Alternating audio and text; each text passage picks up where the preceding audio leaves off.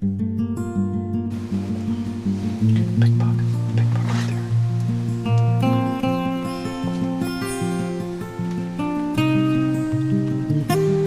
Well, friends, we're going to make some tamales we're going to call them green chili tamales, actually salsa verde. I'm going to have some canned salsa verde. Fishing this morning with Captain Seth Holbert. We're down south of Corpus Christi somewhere on a bay.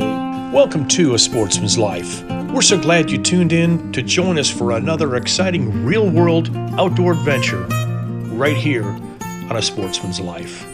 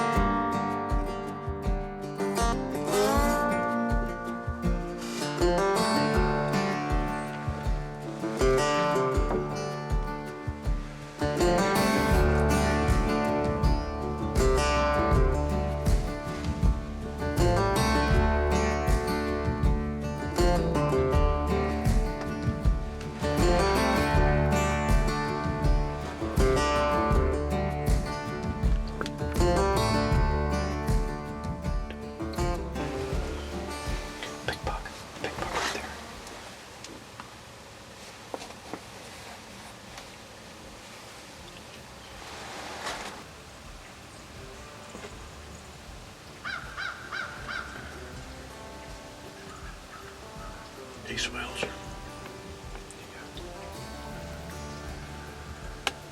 Look here, another one coming up. And there's another one to the right, a big one. Yep. You want to shoot him? Way to the right. Yeah, you see him shoot him. No. You see a shooter? He's pretty good. Do what?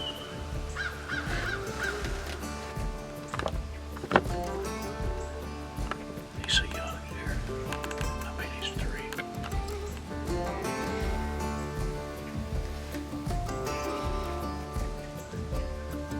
He is legal, I think. Yeah, he's definitely legal.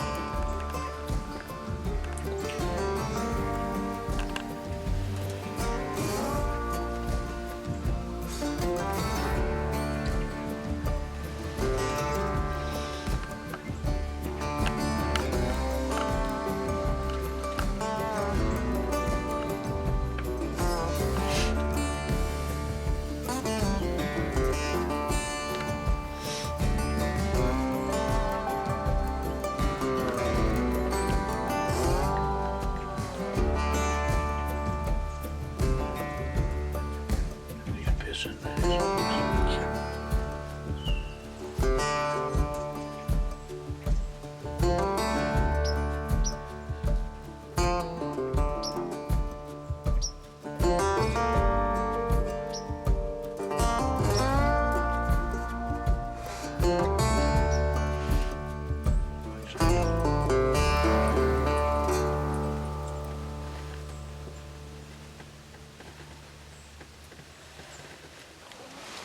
Nice one. A little small. Yeah, he was probably a 3-year-old. That's a good one. Yeah.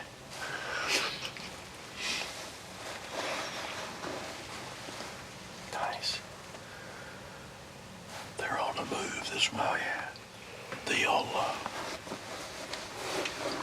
The Texan carbine is ready, though, I tell you. I've got it zeroed at 75 yards. It's on at 75, so that'll cover anything on this field, you know. We're good to 100.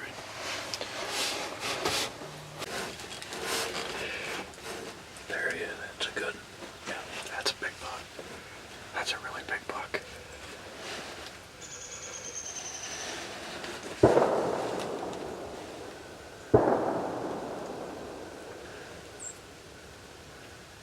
let's move. If that's the big one, I'd like you to shoot him. Let's move this thing over where you get a shot. You shoot off your right shoulder, don't you? Yeah, I just have to move the camera just a little bit. I'd probably be okay. You do it. Let's just... Here it comes. You better get ready to shoot.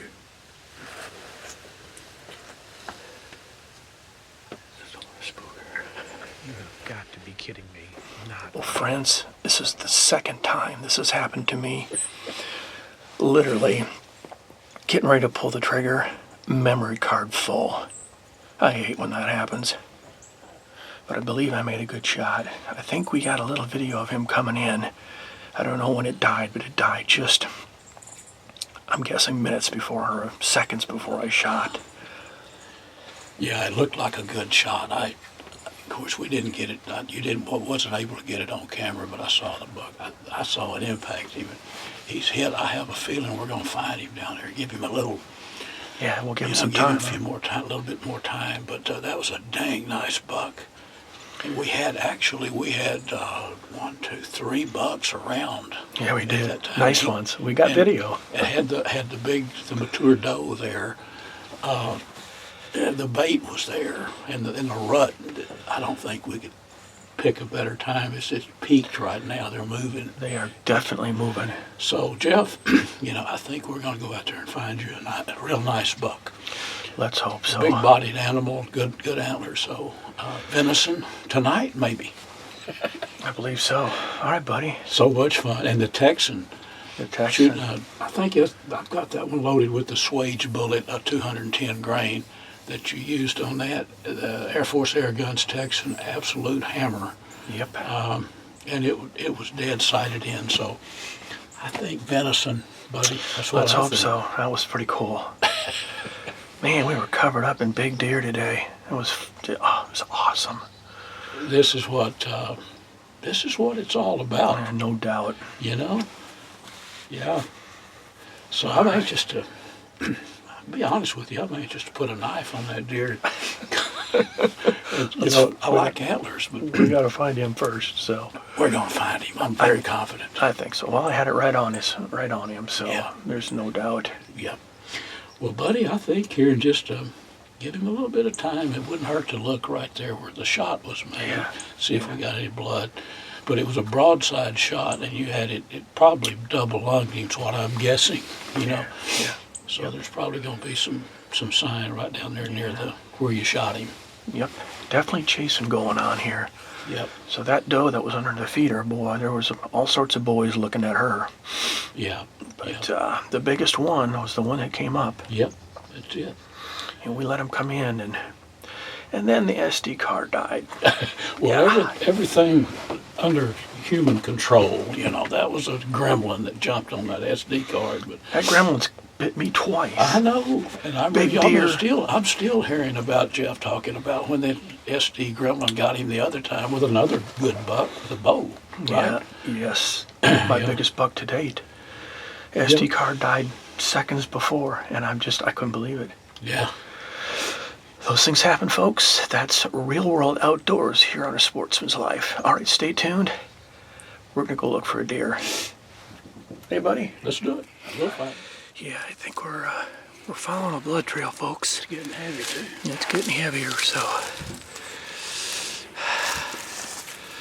continue on our way. Is this a good time or what? Hey, that really spruces me up. That's good blood right there. Yeah, That deer's not too far. No. I don't think so. We've gone about, what, 25, 30 yards maybe? A little farther than that, but not much farther. All right, let's continue on. This is good. That's a good sign right there. All right. And leading on. Yep, let's keep looking. Folks, I'm catching my breath here. We have been out looking for this deer well over 2 hours. He bled really good at the onset, and about 30, 40, maybe 50 yards out, started to drip. We found a lot of drips. How far did we walk there, Luke? Quarter mile? Maybe? Oh, yeah. Yep. Good quarter mile, and we followed him most of the way, and it got down in some thick stuff, and we scoured it. We back and forth, That buck knew where the thicket was. I mean, it was so thick. I mean, back in there along the creek that literally, you couldn't see. Most of the time, you couldn't see 30 yards. Right. But that deer, he, my whole life hunting deer, I've always heard they won't go uphill if they're wounded. Now, there's always An exception to the rule, yeah. but this deer didn't, by and large. He mostly went down, and he forked a couple of times, places I didn't think he'd turn, but he did. Yep. And bottom line is, I mean, it happens, Jeff. If you're going to hunt, if you occasionally, it's just we did the best we could do to try to find the deer. We did. There was no blood trail to follow, and it was, I mean, we were hoping just to find a deer, folks, here for the last hour. We weren't on blood, but we were in an area where a buck would go. Yeah. Well, it's the highs and the lows of hunting. That's true. I mean, everybody hunts and everybody has their moment where, I really felt it was a perfect shot. It looked, well, yeah. You can think it's perfect all day long. That's right. But at the end of the day, do you have, meat on the meat pole? And in this particular case, we don't. So that's the lows of the lows. I mean, the highs of the highs this morning was sitting in the blind, watching a beautiful sunrise. We saw some fantastic deer, and then this one came in on that doe, and man, I felt good about it. But it was well within range, and oh yeah, and then we had I think four bucks I think total. Yeah. The rut, there's nothing like on the bright side. We got to look at the bright side. Absolutely. On the bright side, hunting in a rut like that, seeing all those deer. Now that was most definitely a shooter. That buck, the one that you shot, he was a shooter. But saw the doe, and you could almost write the script what was going to happen. And I looked back down there and saw the dark body, and here he came. Well, buddy, I can write the script. It's the second time I've had a big buck in front of me and my SD card die on me. So our friends are not going to be, I don't think they're going to be able to see. You're not going to be able to see this buck, folks, because the SD card did die. You might have caught him just coming in. I think it died right about that. Maybe I a don't dark, know. big We'll dark have to point. see. Yeah. Well, good time had by all anyway. We had Yes. some fun, and I'm going to walk back to camp with my head down a little bit, but we're going to get back up, do this again. And that's how it is. That is hunting, and this is real world outdoors on a sportsman's life, right, Jeff, buddy? I was going to add that when we started this endeavor, we promised to tell what happened, and the bottom line is sometimes the buck is not on the meat pole. Buddy. That's right. So That's right. cheer up, but all is good. I mean, we tried. Now, had we not spent 2 hours beating the brush, I'd feel bad, but we Yeah. did. Oh, We yeah. don't know, So Yeah, you owe it to the game you shoot. You need to spend the time looking for it. I think I'd have gone a little bit further, but we've been going a couple hours, and I don't know about you, but I need to hydrate.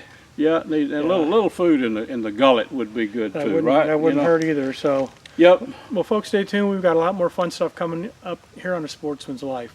Brought to you by Dallas Safari Club, Conservation, Education, and Hunter Advocacy. Hornaday, accurate, deadly, dependable. Taurus Firearms, maker of the Raging Hunter. Well, friends, we're going to make some tamales we're going to call them green chili tamales, actually salsa verde. I'm going to have some canned salsa verde that's made up. This would take hours to make, but we're just going to use this. And it's going to be some wild turkey breast with a little pork mixed in.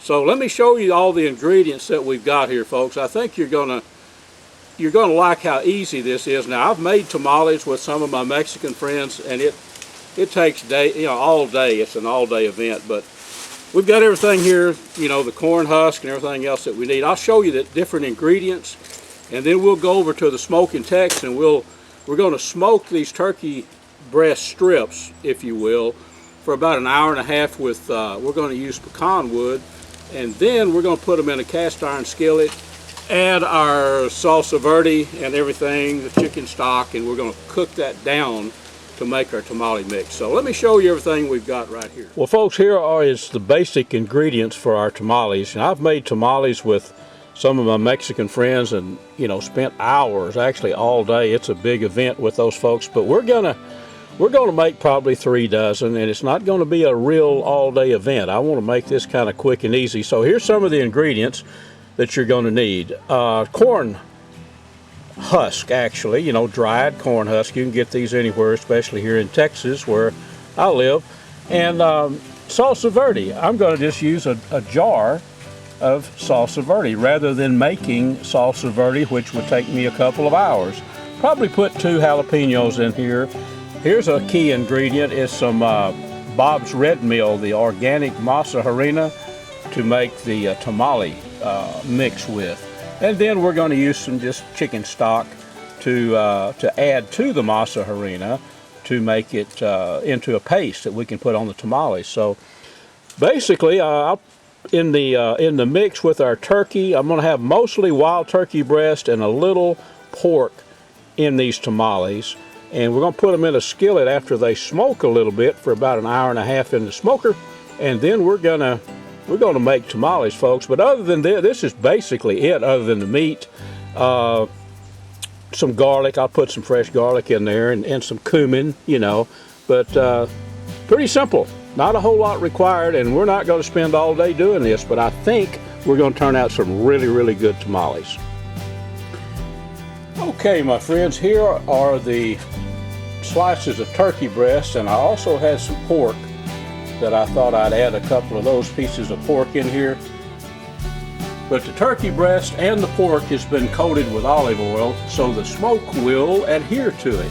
So let's get our smoke and tex fired up and let it go for about an hour and a half at about 200, and that'll be enough to give this meat a good smoke flavor. And then we'll put it in the old cast iron skillet and with our salsa verde, and we'll turn it into some tamale mix. So let me fire the smoker up and we'll be on it. Okay, folks, here's our smoked turkey breast. They've been in the smoking tex here for about 2 hours, well smoked.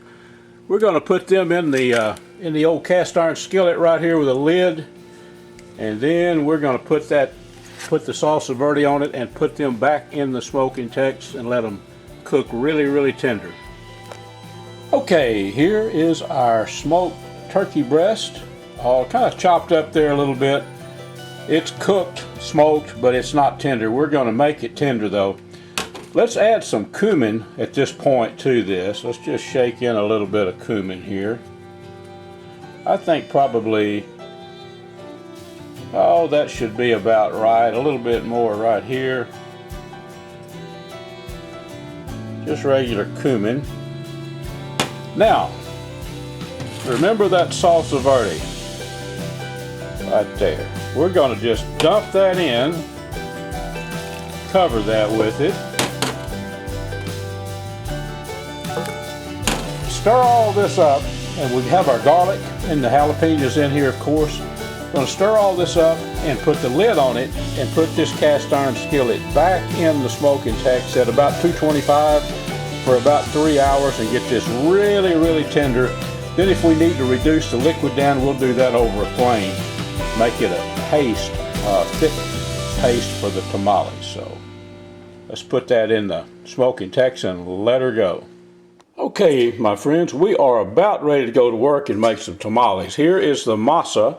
Now, into this bowl, I have about 4.5 cups of the masa flour in there, the masa harina that I use. But any good masa flour will work. A little baking powder, probably a teaspoon and a half of baking powder, salt, pepper, a little garlic, and a lot of chicken stock. You can buy that in a box, you know, you saw that earlier in our little video. So chicken stock, and you want to make it to where it's a spreadable paste, so you can see this will spread on the tamales. Now here's the filling for our tamales, the turkey that's smoked, and then I've chopped it up real fine. It's really, really tender. Let it cook until it was very tender. I added just a little bit of red pepper to it here. And of course, here's our corn husk that we're going to use. So I think I'll go ahead and let's put some masa on one of the corn husks, and I'll show you how this stuff assembles. Pretty easy from here on. Just very repetitious. We're going to make a bunch of these. So folks, here's our corn husk with the masa spread. You want to make sure and leave a little distance at the end down here. This tip will be folded over. That'll be the bottom of your tamale. If you were to fill it all the way down, then you wouldn't be able to fold the bottom and the ingredients would come out. So the masa flour, or the masa there, is spread on there in a little of the, well actually quite a bit of the smoked turkey cooked in the salsa verde with all kind of cumin and salt and black pepper, a little red pepper. It's ready to go, so we'll fold this up and make our first tamale. And as mentioned, folks, I like tamales that are a little bigger than most people, so I can only eat 2 or 3 instead of 10. This one is ready to put into the steamer. And here's our steamer right here. This is numero uno. We're going to put this thing full, then we're going to take it outside and put it on in the big pot, and we're going to steam it for an hour and a half. So I'm going to get to work and fill this thing up. Okay, so after about 20 minutes of stuffing and wrapping corn husk, here's our tamales ready to go in the steamer. So I made these probably, I don't know, 1.5 times as big as most tamales. But like I mentioned, I like a good sized tamale. So let me show you the steamer next, how we're going to cook these. We'll put them in there and steam them for just about 1.5 hours. Okay, here we go. Here's our steamer on top with the tamales. Let's subject these to a medium heat for about 1.5 hours, maybe low heat after it starts boiling. You know, note that they're not touching the water. The water's probably about 3 inches below the bottom of this little steamer pot here. So we'll put some heat on them and get them cooking. One thing I did forget to show you, these tamales are under these corn husk. This corn husk will actually just make a seal around the top of this double boiler, if you will. Keep all that steam right inside on the tamale. So forgot to show you that, but this is pretty important right here. I'll put a lid on this and we'll let them cook.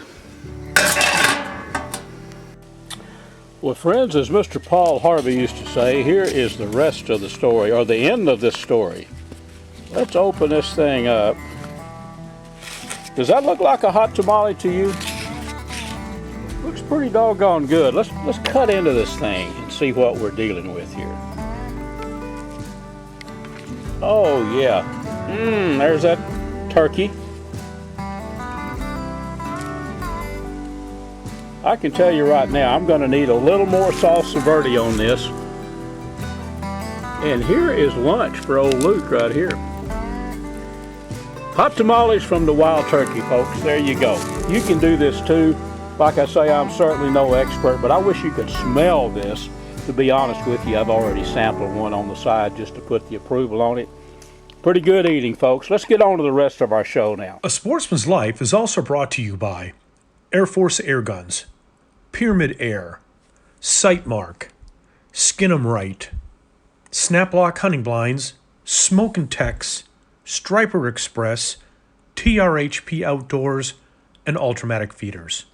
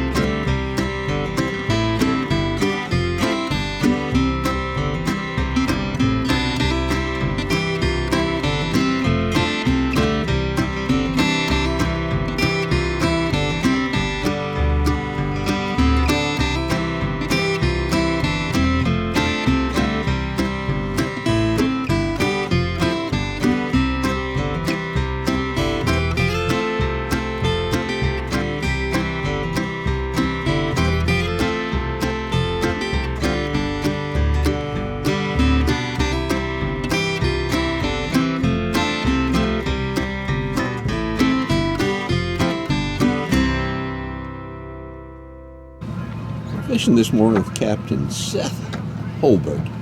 We're down south of Corpus Christi somewhere on a bay. I'm not even going to ask Seth where we are because I don't want to give away secrets. Gonna fish for just a little bit of everything, kind of whatever catches onto a hook this morning. So got Seth getting ready. Got a beautiful morning coming up. Already a beautiful day. We'll see what comes with the morning. What we got there? Big old sheephead. Look at them people teeth. Woo, Lordy, look at that, would you? Great catch, Larry. Tell you what, that is an absolutely beautiful fish. He fought like a son of a gun, too. That's a good one. That'd be good dinner right there.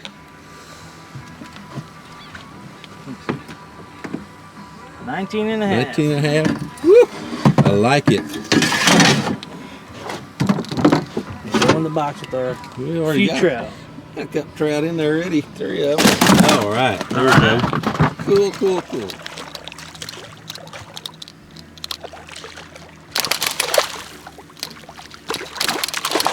Come here, baby. Oh. Big old lady fish. They're cool looking fish. They put up a good fight. They put up a great fight, my gracious. Almost. Swing and a miss. Swing and a miss. But you swung for the fence, by golly.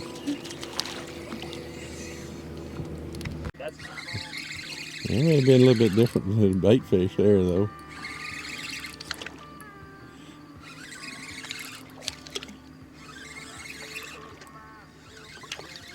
That's a mistake a lot of people make. They'll reel it in and pull it away from those bait fish. Those, Those little drums? yeah, those black drum and Yeah. those redfish. They'll come and bully those little perch. Try to push them away, yeah, and try to get it away from them. Just get it away from them and eat them. That one's not quite going to make the cut. No, but that's still a pretty fish. They're fun to catch. They're beautiful. One of my favorite fish to eat right there.